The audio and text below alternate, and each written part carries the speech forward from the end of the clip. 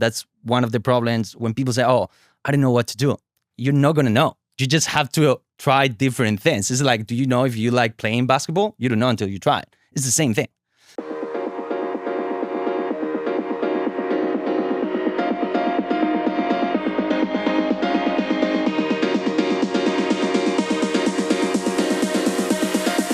Wait, it's not that deep.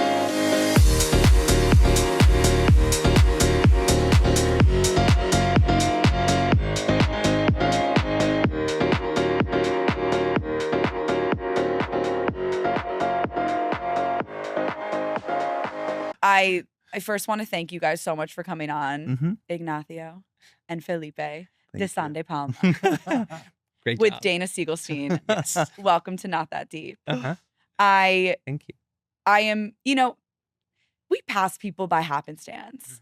I would have never known about you guys and what you were doing if it was not for Felipe and his guerrilla marketing across from Crunch Fitness. So when I first saw you, I was leaving my Crunch by Union Square, and you had a cardboard sign that said, are you on, I don't know, correct me if I'm wrong, but I believe it said, are you on the treadmill because the weight room is too confusing, ... Download AMRAP for an AI trainer. Did I get that right?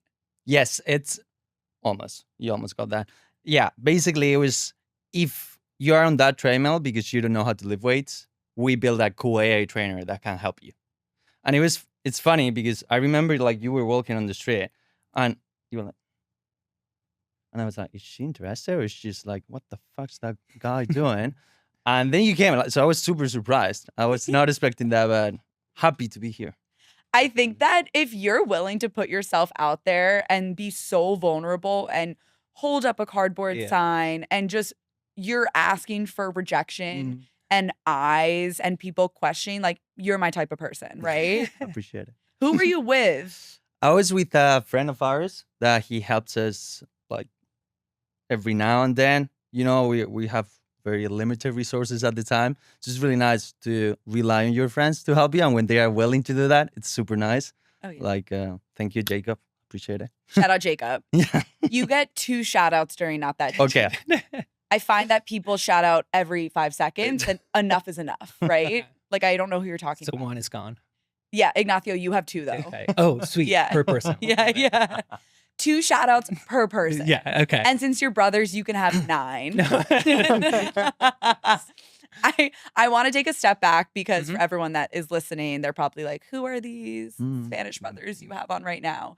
So Felipe, I met you outside of the gym. Yes. You two started an AI virtual trainer app called AMRAP. Yes. Did I get that correct 100%? You did. I want to take a step back and understand like your relationship, how you guys grew up. Were you always teammates? And who's older? I was hoping you didn't say that. Okay. So I'm older. Now the question is, how big is the gap? Yeah. Which you can guess. I don't know. You both have such like youthful energy. Yeah. If you told me you were 12, I'd say, okay. We're 6 years apart. Oh my gosh, are you like 20? Wait, I did my research on you because you left dentistry when you were in 2022 or 2021? 2021. Okay, so you were probably, I think you're 26, which means you're 32. That's off. Damn it. Bear in mind, dentistry back in Europe, it's an undergraduate degree. It takes 5 years. It takes a little longer, but there's no like college of school of dentistry like you have here. You go straight from high school to dental school. Which basically means we're older than that. No, wait. Okay, so 59 and 64? Yes. Tell me, because I can't do, guys, I can't. No, it's fine. I'm Felipe's 30 and I'm 36. Got it. Yes. Okay. Wait, so interesting. You just go, what if you don't know if you want to do after high school? Well, that happens what happened to me. You just do a degree and you're like, fuck it, I don't like this. Now I've been 5 years doing this, so let's change. Wow. Okay, so you went to dentistry for undergrad, and you were an engineer. Yeah, which is kind of like the same thing. Where in my case, it's more like a 6-year degree, and like then you do it, and then you finish. You work for 3 months, and you're like, fuck. Which is what happened to me too. So I think it's a trend in our family though. Like we do degrees and then just the moment we step into the workforce, we're like, that was a mistake. It only took me 6 years to realize. But were your parents the same? No. Our parents were both like, they both studied law and were lawyers and like, so.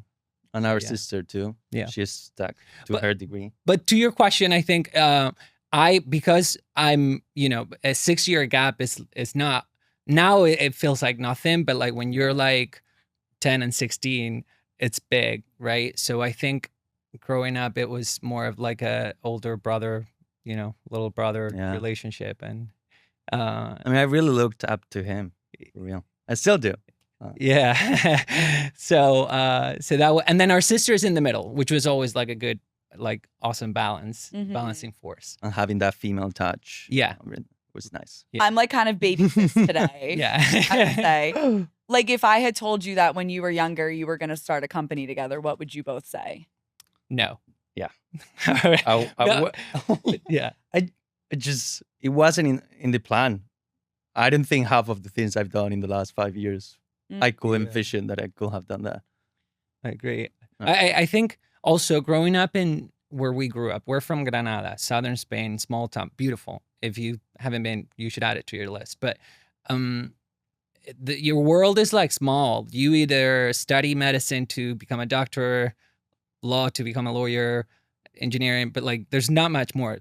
Like nothing else makes sense. People would be like, why did you study like film or mathematics? Like it's just, so like, I think that's what, when you go into university, that's what you're thinking. It's like, well, this is what I'm going to do. And then you get out, you start to explore and you're like, oh, shit.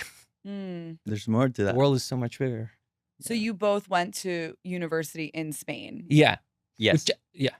Like, I would say both of us then did exchange programs. And that was like, I feel like the turning point for us because we started discovering new things, seeing new things. I was like, well, I thought my world was like this, and damn it. Yeah. And I like it. I want to see more. Oh, I love that. Travel. Because that could scare a lot of people. Yeah. Yeah. And this is, I think, where our parents come in, because like they were really, being both of them, even from like smaller towns in Spain, they were both very just encouraging to like travel, get out, like especially our mom. Yeah. And so I remember this. The first time that I studied abroad, I went to California. And I remember it was awesome, but it was UC Davis, which is not exactly what California looks like, because it's like, where is that? It's like next to Sacramento, surrounded by like watermelons and smells like manure. And the first time I came to the US, I went to Iowa, which is a completely different experience, as you can imagine. We were like, we're going to America. Yeah. But the reason why I'm saying this is because their student exchange agency had this big banner on top of the entrance that said, "Do a favor to your country, leave." And I could not agree more. I have chills. Yeah, it was so on point. It's like, because I think it's what happened to both of us. It's like, oh wow. That's really interesting. Yeah. And that's also really beautiful. Yeah. So when you went to UC Davis, what did you end up going back to Spain after that? Yeah, I did. But I was, at that point, I was like, I mean, there's like every country, like there's a lot of things that I fell in love with in the US. And I was like, I have to come back. And then you are like, okay, well, I got to come back to do a master's, but like education in this country is not exactly affordable. So like, what do I do? And then I looked for some like fellowships that supported students from Spain to come here, got one of those, and then came back. Yeah. And if I hadn't learned my lesson, then I had the option to come to New York, to Columbia, or the University of Texas at Austin. And I was like, let's go, Texas. To which people were like very confused about, I gotta say. About you going to Texas? Yeah. Yeah. Yeah, I went to. You're not getting an abortion in Texas. I mean, Right. What's the point? Right. I'm just right. kidding. Right. No, but truth.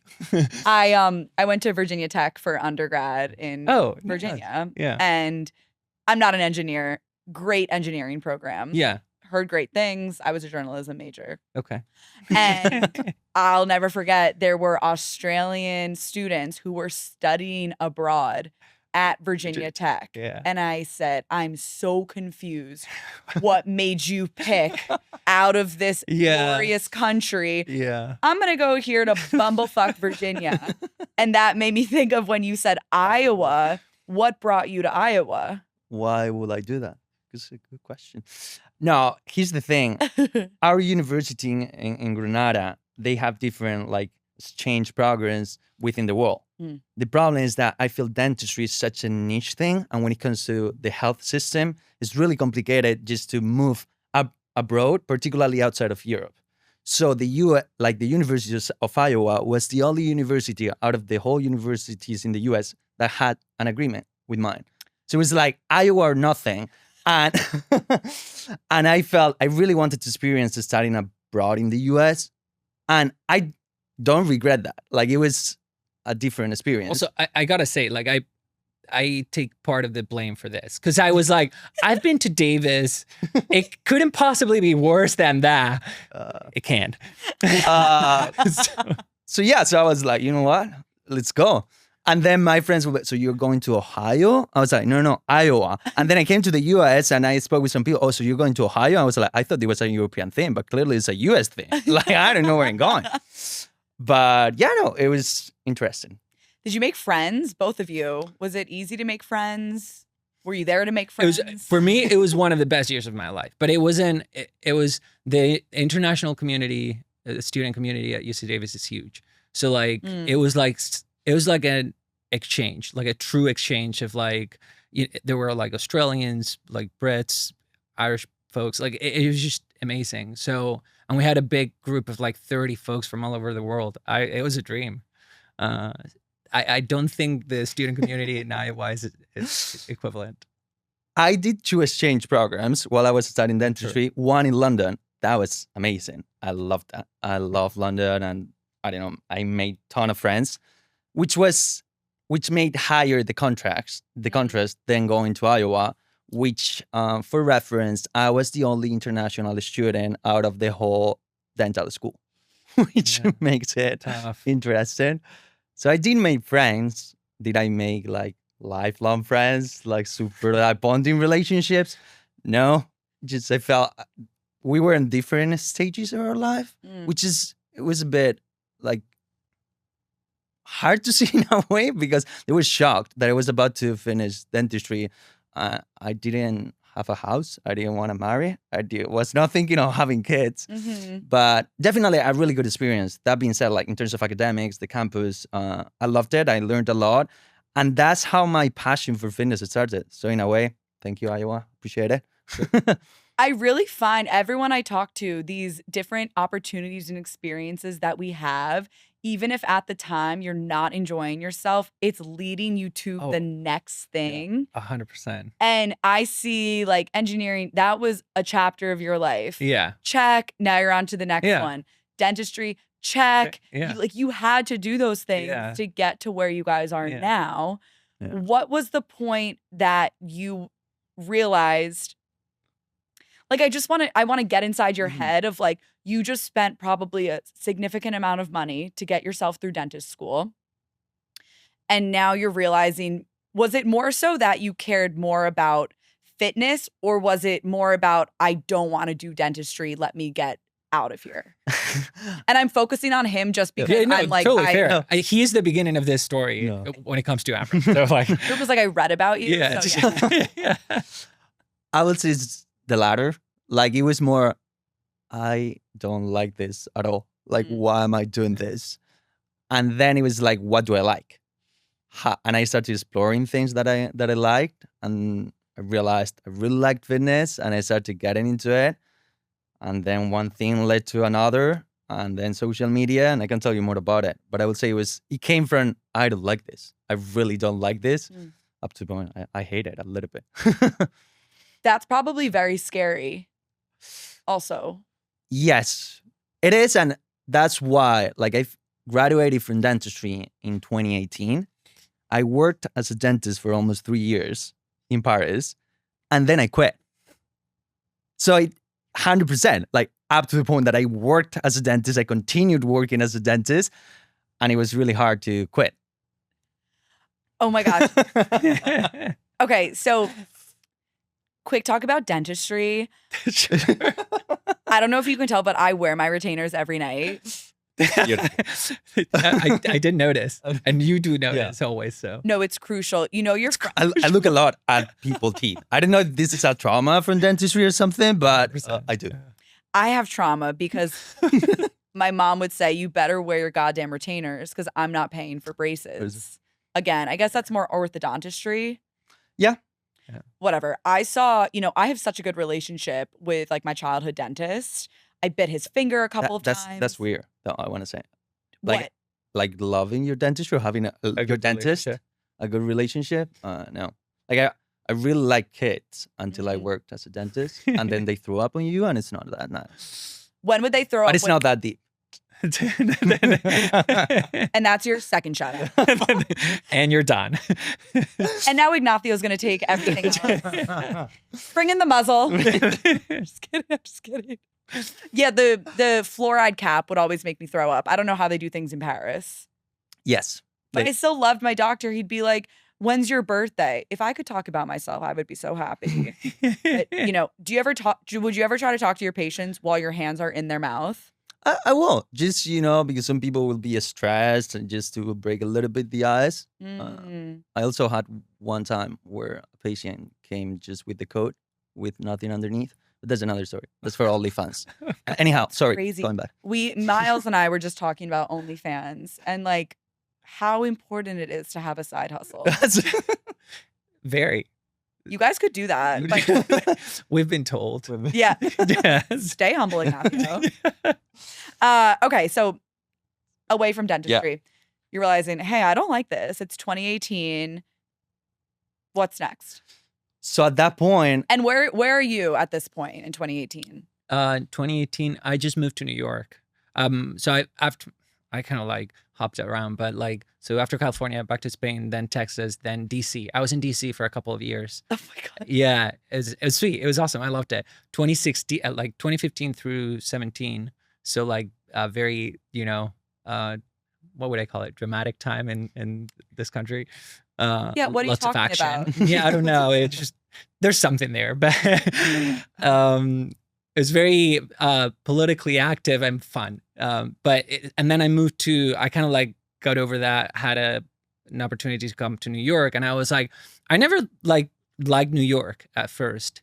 But then I kept thinking, I feel like if you're a human being in the 21st century and you're given this chance, you just got to take it. You got to try at least. And that was my philosophy with it. And I was like, okay, let's do it. And I guess fast forward 7 years or 8 years, I'm still here. So, so you came to New York. Yeah. You're in Paris practicing. Yes. Yes. You're getting more into fitness. Yes. And then how does this like come to life? Because when you look back, I'm sure you're thinking, well, it just happened. But at one point, it was just an idea. Yeah. So what did that look like? I would say so. I moved to Paris. I started working, and I hated my job. I hated it. And I had always competed in sports, in basketball and soccer, football. Yes, football. But after the whole degree, I stopped exercising a little bit. So again, when I was in Paris, I found in fitness like my safest space. So I started going more. I started learning more about it. I was like, I really like this. And I hated my day job. So I was like, I'm going to use the rest of the time just to do something fun. So I started posting on social media, and I started posting on TikTok mainly. And here's the main turning point. COVID happened.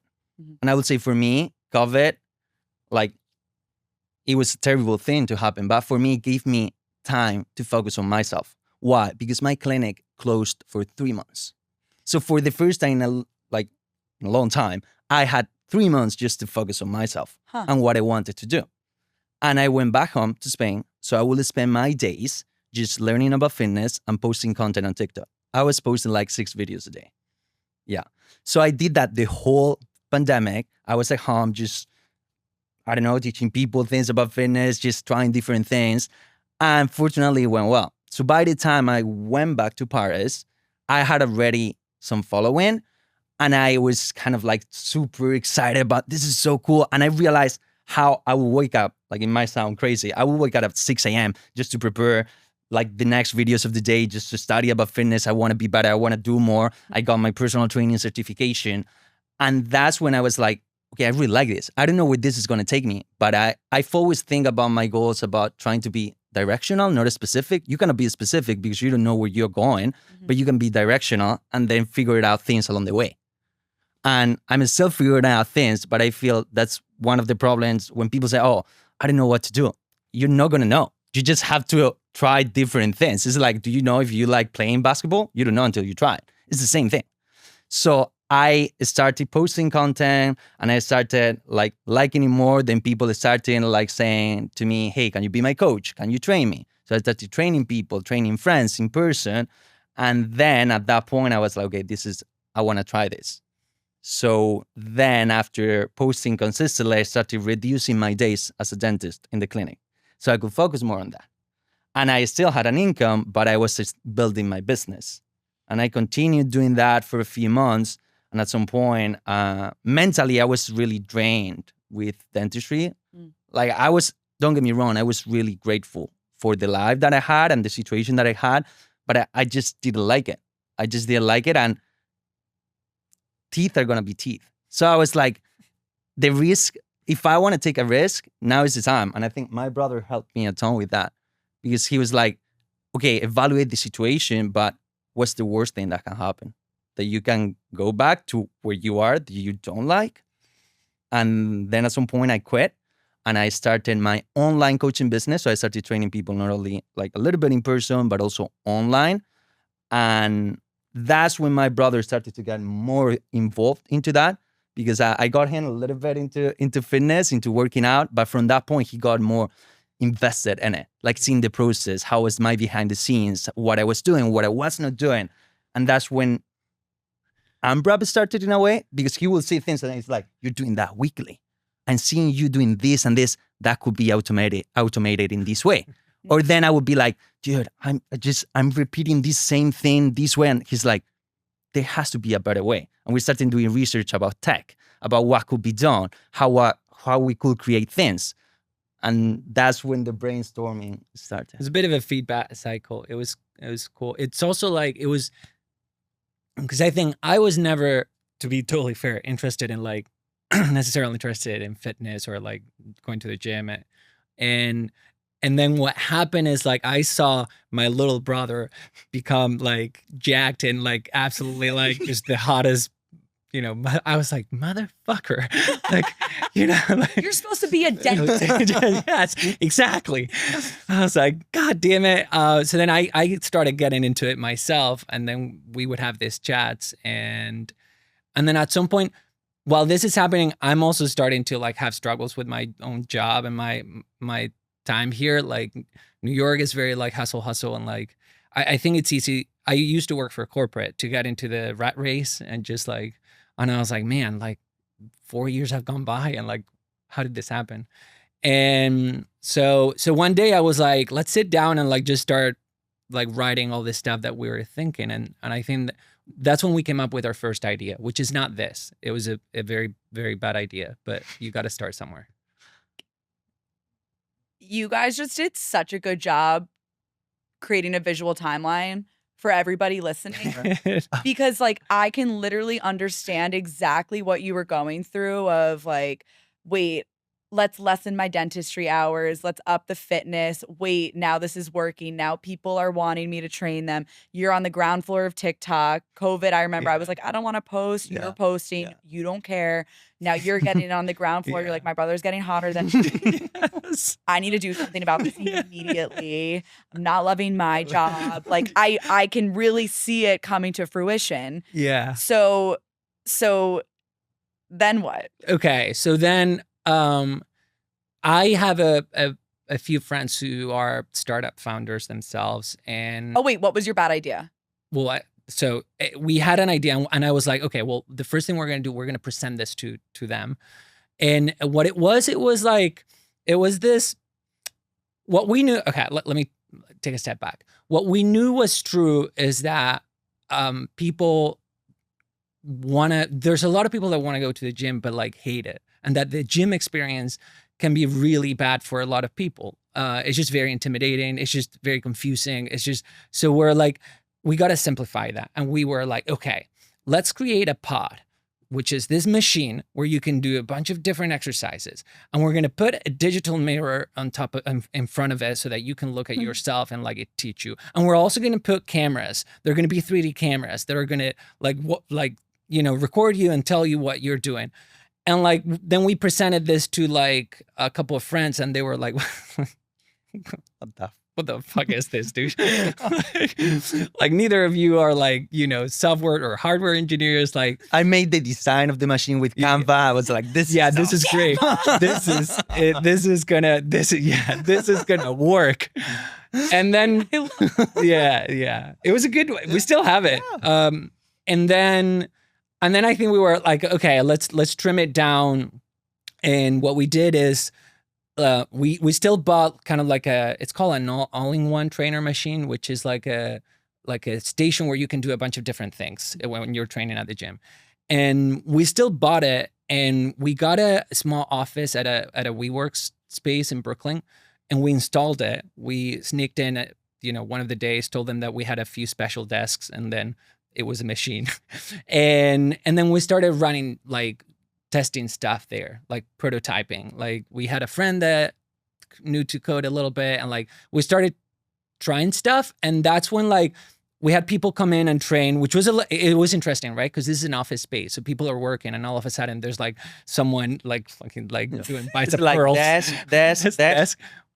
Yeah, training machine, gym equipment, and then it was through that we were like, okay, you know what? Like the whole machine stuff doesn't really make sense. Like people aren't excited about this, but when people are able to like talk to their AI trainer or their device, and like the little content that we're giving them, instead of like having to watch like a 5-minute video about how to do something like that's landing. People are liking that. So like, I remember that day when you were like, what if we just do an app, like a software thing? And I was like, yeah, I guess that's it.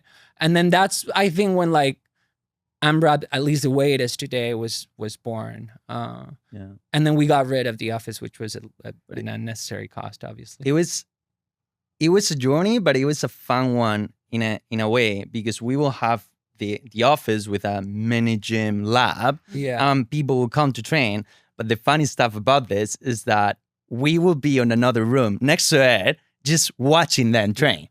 But they wouldn't know. It would be like the FBA like. Yeah. So they would be training and we would be seeing. And it was, even for me as a personal trainer, it was just fascinating in a way, seeing how people struggle. Like, I thought people struggle, but it's not until you see it. Like maybe in a cable machine, if you're familiar with it at the gym, trying to put a barbell. Because they thought that was the attachment. So the problem became obvious.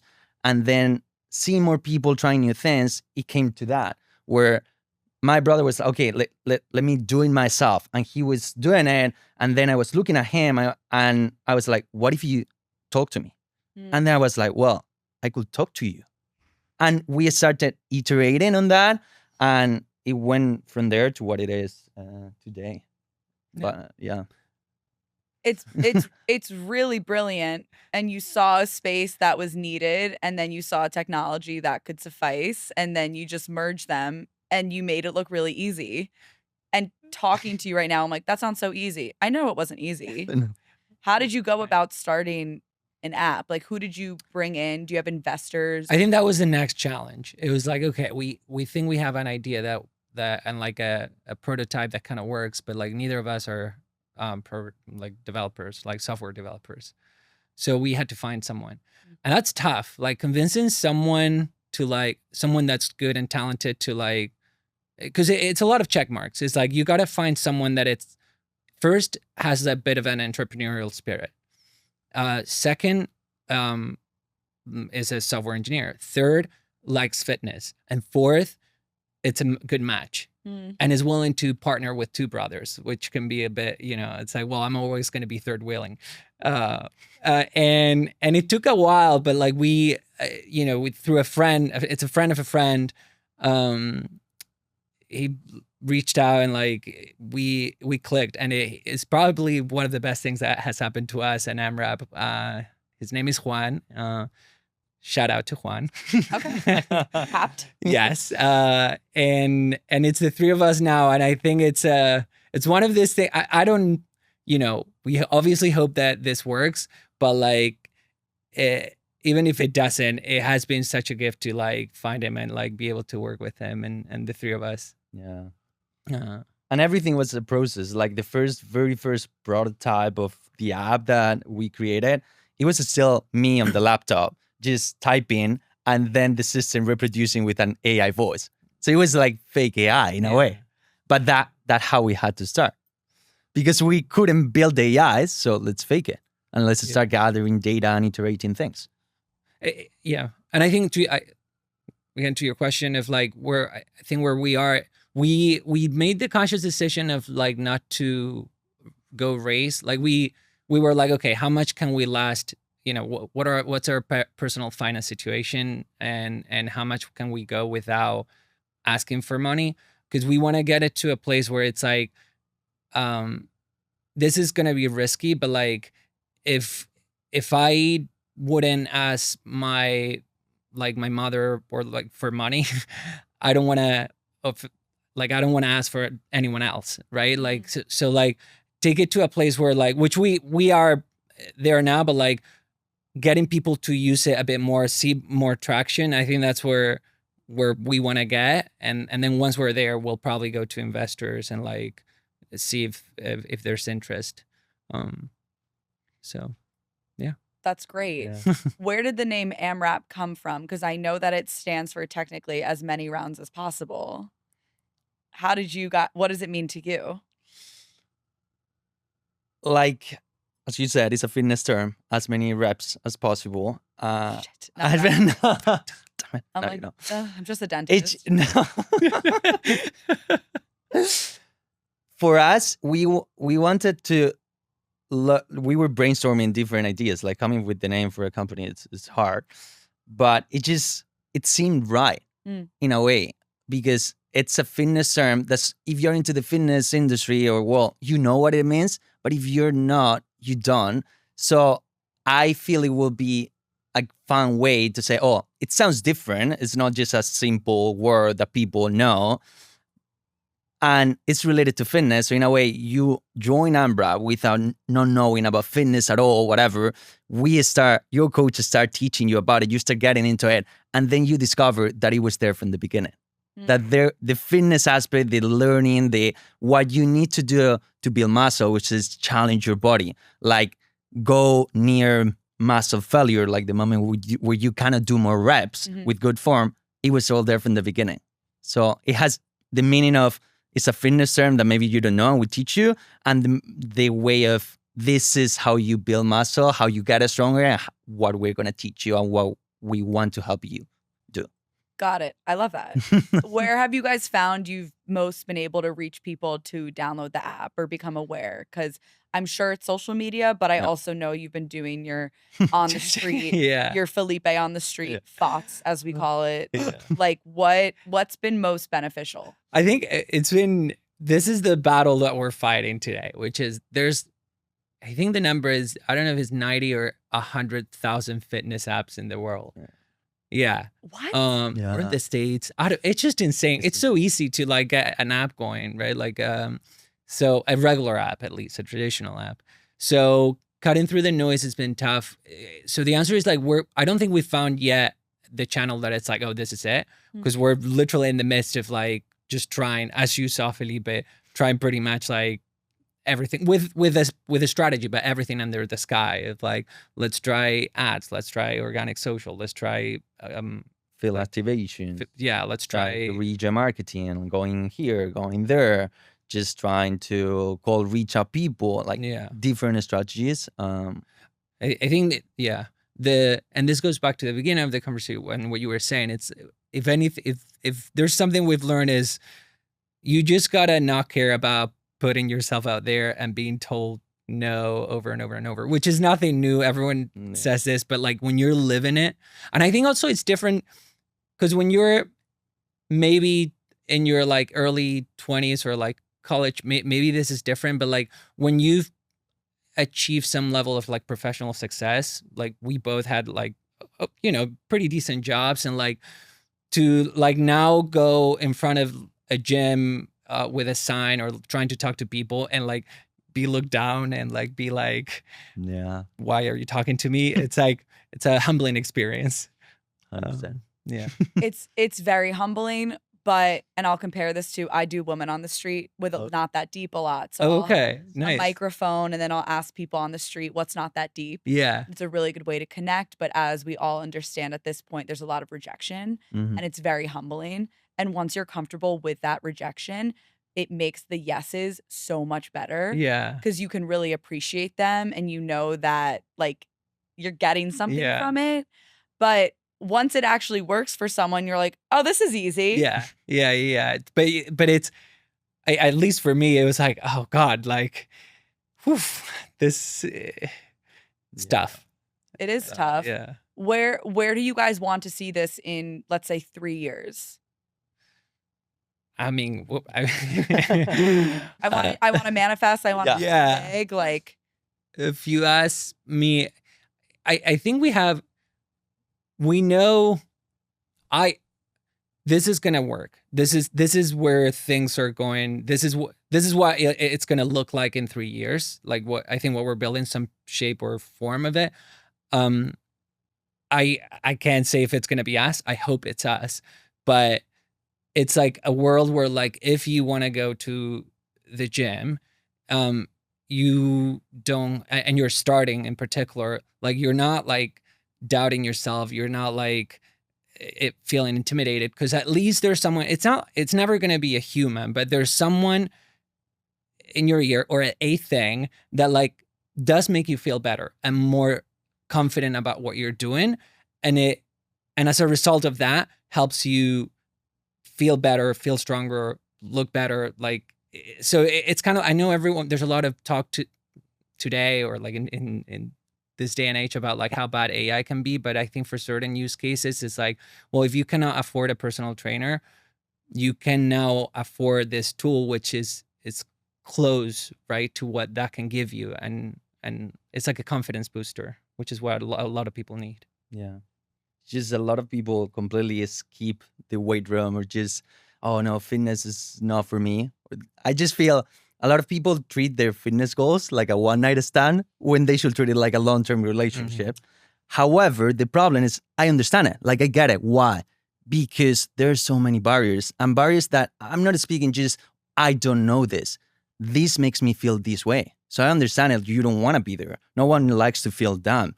However, if you're given the right tools, you can overcome that. And the only way you're going to overcome that is if you face it. And if you have someone helping you facing it. And a lot of people cannot afford like the most ideal or common way to do it. However, through technology, we can make it happen. And that's... And I will say one more thing is like, if I, again, like 3 years from now, a good sign of this working and like everything being a little better will be a lot more women in the weight room. Because when you talk to people, the people that I think that kind of like are impacted by this the most, which I totally get, is like a lot of women that are like, I just don't want to get in there. I would do it, but it's no, I'm not going to deal with that. Yeah. As a woman, yeah, it is intimidating. And in college, I would never go to the weight room. It scared me so freaking much. And I would do the elliptical for like 2 hours. Meanwhile, drinking 9 tequila sodas the night prior. Like, I could have really benefited. Shout out to you. Shout out tequila. Shout out tequila. But I do think that even now, at the Crunch that I saw you at, shout out Crunch, it takes a bit of a confidence. You have to like leave your ego of like, F this, let me just get in the weight room and see what I can do. I use a Peloton app, like just for basic stuff. She doesn't know what form I'm doing. She doesn't know what weights I have. Like, it makes so much sense what you guys are selling. You know, it's not Bubba mindset, as we say in my culture, Judaism. Okay. But like, it is scary. And I think that you guys are creating a space where it doesn't need to be and it doesn't have to be. It's like empowering. I think so, yeah. Because at the end of the day, it's unfortunate that like if you like something else, if you like Pilates, yoga, like obviously, like do your thing, right? But like if the reason you're not doing weightlifting, which in some ways can be like more effective and efficient, like because of this, that's kind of shitty. Like that. Why does a dude get to do it and you don't? Like, or like not even like why does a gym bro get to do it and whether you're a man or a woman, right? Like. Just it's like not fair. Yeah. And it's just there's so many people out there that maybe now they're getting into running and all. However, I think I read the other day it's like more than 60% of like Americans, like adults, they do zero resistance training, which is nuts. Because the benefits beyond performance, aesthetics, is just for mental and physical well-being. Picking up a weight makes me feel so strong. Like it makes you feel powerful. 100%. And the benefits, we're not speaking about strength as a muscle. It's just, it improves your sleep. It improves your mood. It improves your bones. Like people think, oh, it's just muscle. No, you're increasing your bone density. Like you're buying time for your future self. It's not about cutting and bulking. No, it's not that. It's the best anti-aging tool. Do you feel like any of your dentistry school, I'm assuming you took a lot of science classes, has helped you in your knowledge with the fitness space? Or not at all? No. I would say early at the beginning, yes, understanding like the health behind things. Now, no, it's so different. And it's funny you said that because I feel an analogy with fitness. I feel a lot of people, they have like a toothache and they go to the dentist, but they don't know what to go to the gym and they go to their friend who's a lawyer. And yeah, might know a bit, but you're going to be just trying to figure it out what to do, or you might be wondering why I'm not getting results and getting even more demotivated. So that was also another reason for us. Let's find a way to generally make people see the benefit of this and just to give them the results mentally and physically that this can give them. You know, I don't know. I'm really rooting for you guys. Thank you. I'm convinced that I met you for a reason, besides the reason that you just were outside my crime. I am curious to know what your not that deeps are, if you have them. Yes. I'm going to take a fitness approach on this. Love it. Okay. My not that deep is that warming up is not that deep. And this might be a controversial take, but let me explain why. I'm not saying you don't need to warm up. My problem is people who spend 10 to 20 to 30 minutes warming up. You don't need that. Warming up is important. You need to do something that increases your body temperature by like 5 to 10%. But the way you do it can be really different and vary from one individual to another. You don't need to do a specific warm-up routine where you're moving, where you're stretching. No. Even, I would say even more, there's some kind of a stretching, which is like a static stretching when I'm like this. That's not good to do before lifting. If anything, if you stretch, you should do dynamic stretching, which is moving. But even that, it's not compulsory itself. It's necessary that you do something that elevates your body temperature. But if you walk fast to the gym because you finish your day job and you're just running to the gym, you're increasing already your body temperature. And then if you get there and do like 1 to 3 warm-up sets of the first exercise, you're good to go. Like you're going to kill it. You don't need that routine and then go to the treadmill and then do 1 warm-up set per every exercise. No, it's not time efficient. And maybe you're going to be like, I hate this. Well, you hate this and you haven't even begun your routine. I really like that. I've never gotten that before. Most of my not that deeps are unique to the person. Okay. I do think that, yeah, I take warm-up so seriously. Like, it's not that deep. I just think sometimes like my hip flexors, I need to make sure those are good. But yeah, warming up is really about getting the body temperature up and preparing thy body for the workout. Yeah. What's your favorite way to warm up? If I feel really tired when I get to the gym, I might jump on the treadmill and do like incline walking for 5 minutes. But if not, most of the time, like my gym is like 20 minutes away from my place. So I would just get there and do 1 to 3 warm-up sets of my first exercise. And then I'm good to go. And warm-up sets of a first exercise is the exercise you're about to do, but with lighter weights? Yes, exactly. Normally, you got that.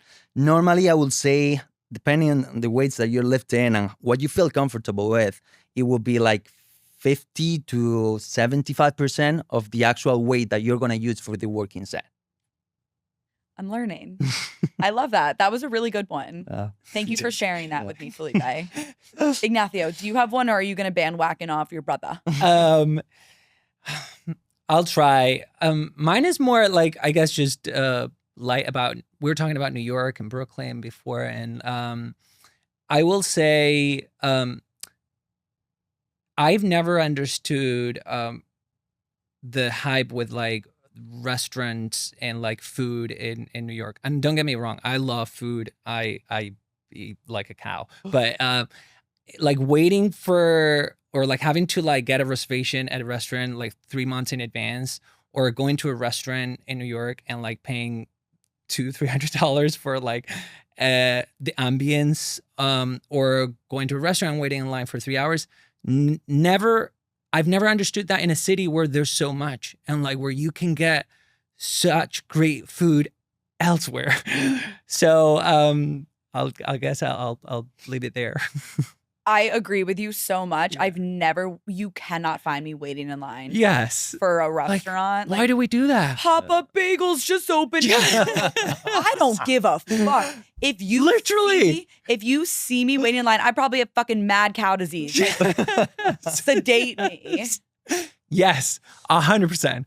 So, it's a very quintessential New York thing. I've adopted a lot of things, not that.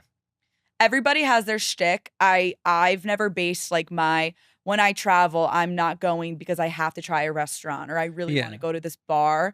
It's all about experience and who I'm with. Yeah, 100%. That's it. It's the people. And like, I obviously you don't want to eat shit food, but I'd rather have shit food with like the greatest people around me than great food by myself or like after waiting for 4 hours.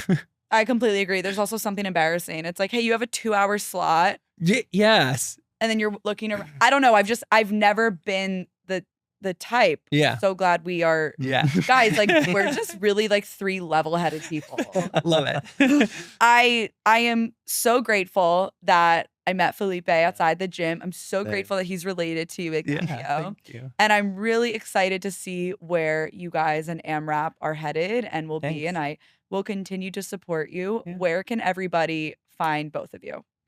Well, besides outside of the gym. Yeah. In the gym. No. On Instagram, in my case, at it's Felipe Fe. I post there daily and sharing our journey building this conversational AI trainer. And outside there, on our website, which is AMRAP.AI. That's also simple, and where they can see more about the product and what we're building and get to try the app and get to try their trainer. And are you off the grid? I'm a little, it's a good question. I'm not. I have my own Instagram account. I couldn't tell you what my name is. Did you find it hard to find him? I didn't even try. Yeah. I found you on the website. At Ignacio. The thing is like, because I've had Felipe, excuse me, in the past, like, I guess 7 years so focused with like social media and stuff. I'm like, well, that's his thing. Also, by the way, I did try one point. You would like, put me on camera every now and then and stuff. My mom one day was like, listen, you have a lot of gifts, but maybe in front of the camera should be a thing for your brother. Yeah, 100%. Like mother's honesty, which is like, you know what, Mom, thanks. Like, I didn't take it wrong. I thought it was hilarious. So maybe that was like, I was like, okay, I'll take a step back.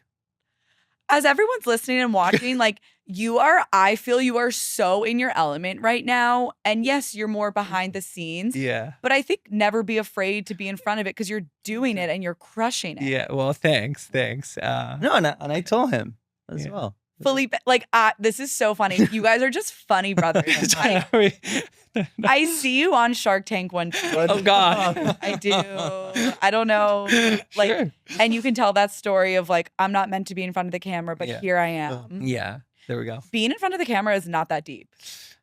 I like that. Yeah. I agree like with that. that. I could say that now. Yes. I agree with that. Agreed. I'm really proud of you. Like, I don't know if you really felt nervous before or not, whatnot. No. This is great. I really enjoyed talking to you guys, same. and thank you so much for coming on. And until next time. Thank you for having us. Thank you so much. Yeah.